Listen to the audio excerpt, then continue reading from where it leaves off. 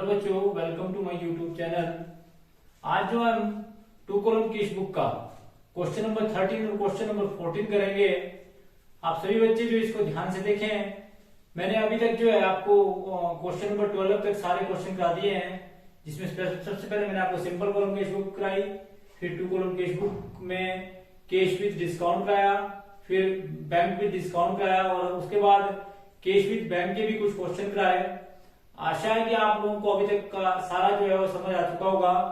आप हर वीडियो को जो है वो बड़े ध्यान से देखें, अंत तक देखें, क्योंकि बड़ी इंपॉर्टेंट केस बुक जो है वो बड़ी इंपॉर्टेंट रोल प्ले करती है for examination point of view भी, और for any type of office work, for the purpose of your establishment of any department. यानी कि यदि आप अच्छा अकाउंटेंट बनना चाहते हैं तो आपको केस बुक की नॉलेज जो है वो होनी बहुत जरूरी है। केस बुक के साथ साथ मैंने सिंपल कॉलम केस बुक के जितने भी लेजर थे उनकी लेजर पोस्टिंग कैसे करते हैं उसको भी आपको बड़े ध्यान से समझाया था। तो मेरा आग्रह रहेगा मेरे चाहने वालों से, मेरे स्टूडेंट से, कि आप वीडियो को बीच में कभी भी क्विट ना करें, वीडियो को अंत तक देखें और वीडियो को ध्यान से देखने के बाद उसको समझें और अपनी प्रैक्टिकल जो आपकी प्रॉब्लम है उसको हल करें। तो आज हम जो है क्वेश्चन नंबर 13 करेंगे। पहले आपके सामने क्वेश्चन पढ़ूंगा। क्वेश्चन नंबर 13 में आपके पास दिया है कि prepare two column cash book with cash and bank column from the following transaction. April 2010 में आपके पास कैश का बैलेंस दिया है, बैंक का बैलेंस दिया है, receive from cash from Ashish, paid to Subhash, paid cash to Subhash, discount receive from him, discount का क्योंकि इसके अंदर कॉलम नहीं है, थ्री कॉलम केस बुक में उसका कॉलम होता है इसलिए वहां तो इसकी एंट्री होती है, परंतु यहाँ इसकी एंट्री नहीं होती है। Receive from Sharad by cheque, तो चेक से आपको रिसीव हुआ। ध्यान रखिए इस बात का कि जब भी कभी आपको बियरर चेक रिसीव होता है तो आप ये समझते हैं कि आपको कैश रिसीव हुआ, और जब कोई इन्फॉर्मेशन ना दी हो तो ये चेक जो है वो बियरर चेक ही माना जाता है, तो इसकी भी लेखा उसको में एंट्री की जाएगी। उसके बाद पे टू पवन बाय चेक, जब आप चेक के द्वारा पवन को पेमेंट करते हैं 2000, तो किस प्रकार से लेखा उसको में एंट्री करेंगे, और क्योंकि चेक के द्वारा पेमेंट करने पर बैंक का बैलेंस कम होता है, डिस्काउंट अलाउड बाय हिम की स्कीम में अंदर एंट्री नहीं होगी क्योंकि आप सभी जानते हैं इसमें डिस्काउंट का कॉलम नहीं है। उसके बाद cash deposit into bank Contra entry होगी, क्योंकि जब भी कभी आप कैश बैंक में जमा करते हैं तो आप एंट्री करते हैं बैंक टू कैश, अर्थात आपका बैंक बैलेंस बढ़ता है और कैश कम होता है। इसके बाद paid by cheque for the purchase of a machinery, तो आपका बैंक बैलेंस इससे भी कम होगा बाय मशीनरी और बाय रेंट। उसके बाद कैश कम होगा, उसके बाद बैंक चार्ज से बैंक कम होगा। तो किस प्रकार से इसकी एंट्री करेंगे आप देखेंगे। तो prepare two column cash book, तो जब भी कभी आप टू कॉलम केस बुक बनाएंगे तो सबसे पहले आप ऊपर सेंटर में लिखेंगे two column cash book, left hand side is called debit side and right hand side is called credit side. फिर उसके बाद पहला कॉलम जो है आपका डेट का, फिर पर्टिकुलर्स का, फिर लेजर फोलियो, फिर कैश अमाउंट इन रुपीज, फिर बैंक अमाउंट इन रुपीज, फिर date, particular, ledger folio, cash और बैंक अमाउंट इन रुपीज। सबसे पहले टू बैलेंस नोट डाउन किया जाएगा। 1 अप्रैल 2010 को आपके पास कैश का और बैंक का बैलेंस दिया हुआ है, तो कैश का बैलेंस आपके पास दिया है 3000, तो आप लिखेंगे 2010 अप्रैल 1 टू बैलेंस नोट डाउन, और सबसे पहले जो कैश का बैलेंस है वो लिखेंगे 3000, तो कैश का बैलेंस 3000 दिया तो हमने 3000 लिख दिया।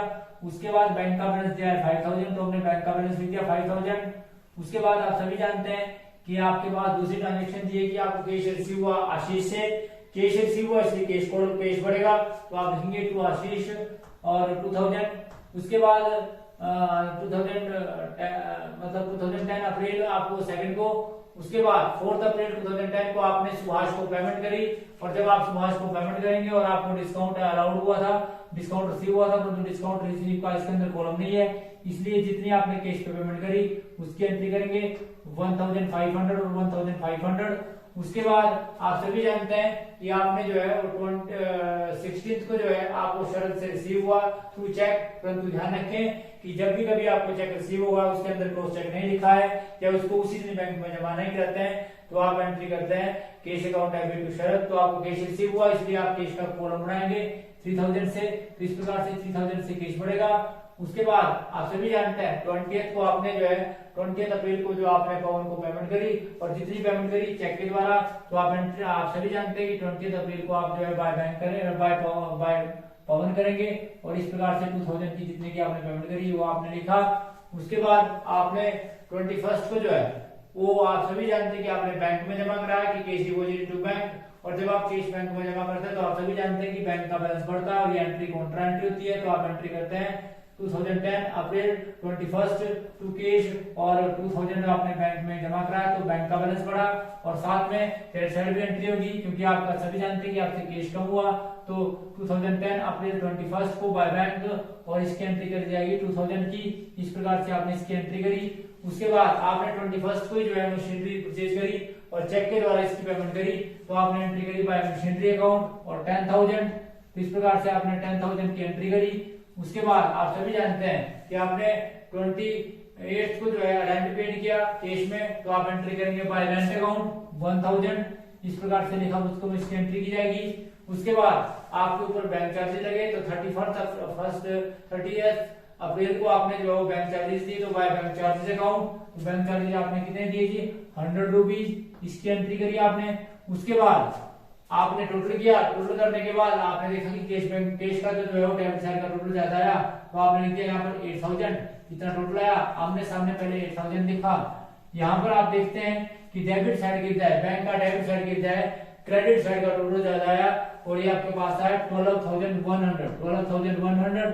इसको भी आपने सामने लिखेंगे आप और जिसका जो बैलेंस है उस बैलेंस को निकालेंगे तो 12,100 और 12,100 आमने सामने लिखने के बाद आपने देखा कि कैश का जो है वो कितना बैलेंस आया 8,000 में से ये सारे खर्चे कराएंगे अर्थात 8,000 में से आपने 4,500 कराया तो आपके पास कैश का बैलेंस आया 3,500।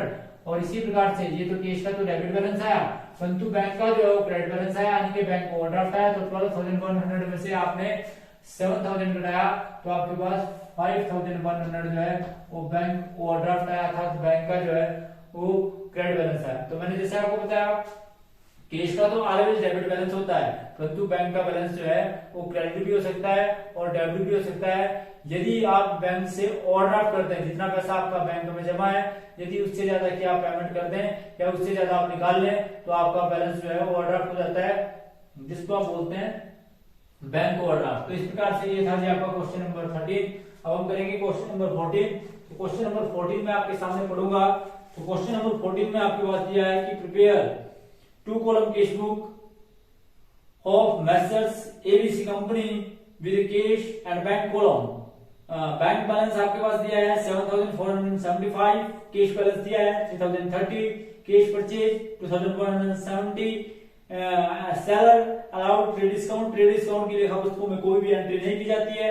कैश विड्रॉन फ्रॉम बैंक तो कैश विड्रॉन फ्रॉम बैंक से आप सभी जानते हैं कैश बढ़ता है और बैंक का बैलेंस कम होता है 3,500।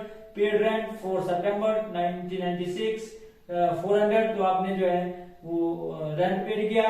उसके बाद good sold ₹2 2,000 discount allowed 70 and trade discount जो है वो कैश डिस्काउंट जो है वो 30 है। तो आप सभी जानते हैं ना ट्रेड डिस्काउंट की एंट्री की जाएगी।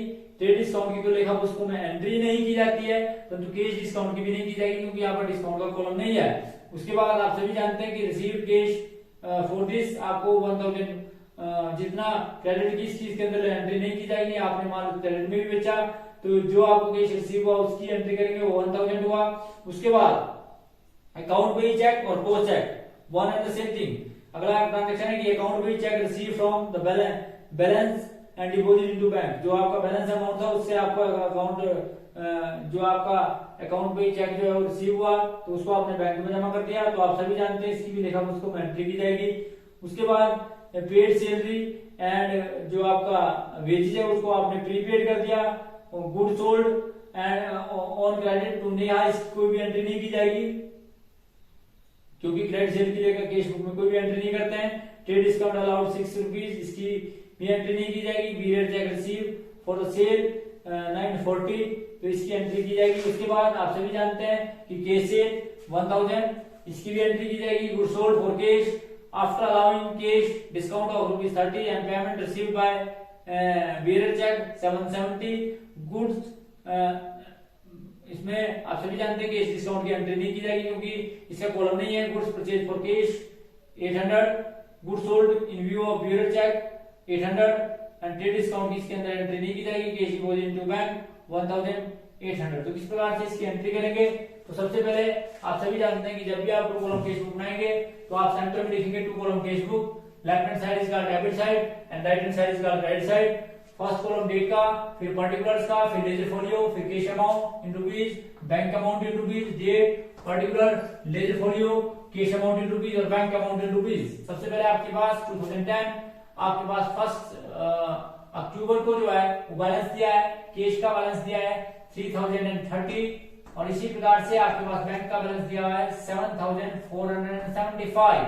उसके बाद आप सभी जानते हैं कि आपने जो है 2010 सेकंड अक्टूबर को जो है वो माल परचेज किया है, तो बाय परचेज और कितने का किया जी 2170, तो इसका अमाउंट आपने लिखा। उसके बाद आप सभी जानते हैं कि 4 अप्रैल को आपने जो है वो कैश बैंक से निकाला, तो जब आपने बैंक से निकाला तो आप सभी जानते हैं कि आप कॉन्ट्रा एंट्री हुई है, जिसकी एंट्री आप करते हैं कि cash account debit to bank account, और अक्टूबर 4 को टू बैंक और कॉन्ट्रा एंट्री सी, और निकाला कितना आपने 3500, तो इस प्रकार से 3500 की एंट्री करी।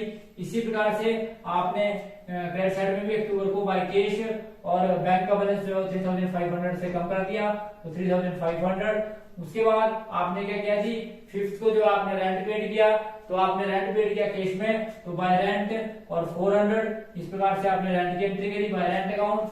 उसके बाद आप सभी जानते हैं कि 8 तारीख को आपने माल वो बेचा, और जिसमें से आपको जो है वो ट्रेड डिस्काउंट की आप लेखा पुस्तकों में कोई भी एंट्री नहीं करते हैं, तो आपने एंट्री करी और आपको 8 तारीख को जो आपने माल बेचा उसका आपको 940 जो है वो कैश में रिसीव हुआ, तो इस प्रकार से आपने 940 की एंट्री करी टू सेल। उसके बाद आप सभी जानते हैं 11th को आपने जो है वो prepaid wages and salary paid करी और कैश में करी, और ये करी आपने 1100 की, तो आपने इसकी एंट्री करी by prepaid wages and salary account. उसके बाद आप सभी जानते हैं कि आपको डेटर से रिसीव हुआ, और डेटर से आपको रिसीव कितना हुआ जी 1000 रुपीज आपने डेटर से रिसीव किया। उसके बाद 18 को आपने जो है वो बैलेंस अमाउंट का फिर आपने सेल किया था, और बियर चेक के अगेंस्ट आपको रिसीव हुई कैश में, तो आपने 770 की एंट्री करी। उसके बाद आपने आप सभी जानते हैं 25 को जो है फिर आपने माल सेल किया और आपको बियर चेक के द्वारा जो है रिसीव हुआ, तो आपने टू सेल एंट्री करी 800, तो ये भी आपकी एंट्री हुई। उसके बाद आप सभी जानते हैं कि 30th से पहले आपने बाय परचेज किया, और आपने परचेज किया जी 800 का माल, तो कैश में, तो बाय परचेज अकाउंट। उसके बाद आपने बैंक में जमा कराया, तो जब आप बैंक में जमा कराते हैं तो आप सभी जानते हैं 31st को जब आपने बैंक में जमा कराया, 31st में जब आपने बैंक में जमा कराया, तो आप सभी जानते हैं कि बैंक का बैलेंस बढ़ता है, जिसके लिए आपने एंट्री करी bank account debit to cash और 31st अकाउंट कॉन्ट्रा एंट्री। आप सभी जानते हैं इस एंट्री को बोलते हैं कॉन्ट्रा एंट्री 1800, और इसी प्रकार से बाय बैंक 1800। और उसके बाद आपने टोटल किया, टोटल करने के बाद you will find the total of both cash and bank का डेबिट साइड का टोटल जो ज्यादा आया, और टोटल करने के बाद जब आपने इसका टोटल किया, तो इसका टोटल करने के बाद आपने देखा कि इसका टोटल आया 11,040, और इसी प्रकार से बैंक का टोटल भी आपके पास आया 10,175, 10,175,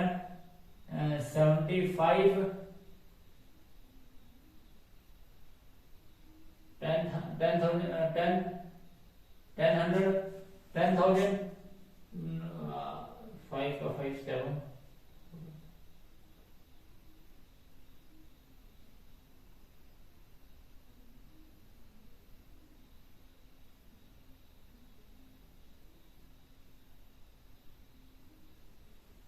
एक टू सेल की एंट्री आपकी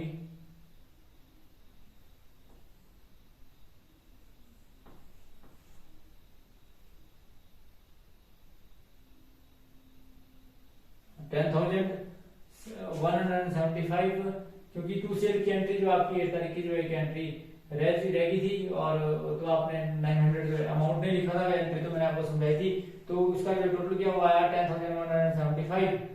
जब आप इसका टोटल करेंगे उसके बाद इस साइड का टोटल भी जो है वो 10,175 आया, और जब आप टोटल करेंगे टोटल में से जब इसको घटाएंगे तो आप देखते हैं आमने सामने टोटल करने के बाद दोनों साइड का टोटल आपने 11,040 एंड 10,075 लिखा, तो आपने इसका टोटल किया, और टोटल करने के बाद ये सारे खर्चे इसमें से घटाए, तो आपका बैलेंस का 31st को जो अक्टूबर को आपके पास कैश का बैलेंस आया 4,770, और अगर बैंक बैलेंस की बात करें तो 10,175 में से 3,500 घटाया तो आपके पास आया 6,675 और टोटल करने के बाद you will find the both side का टोटल जो आपस में बराबर है।